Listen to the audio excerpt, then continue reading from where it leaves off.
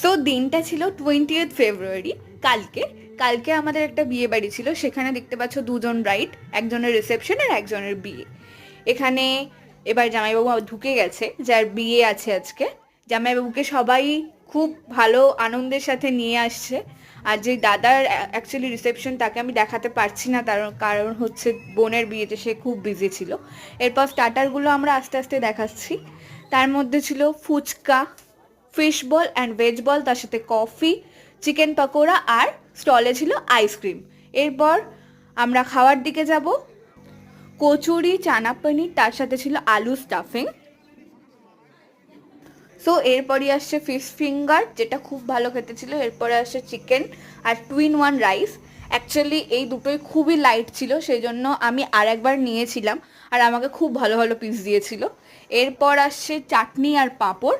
তারপর আসছে রসগোল্লা, আমি দুটো নিয়েছিলাম, আর তার সাথে সন্দেশ আর সটমোলা।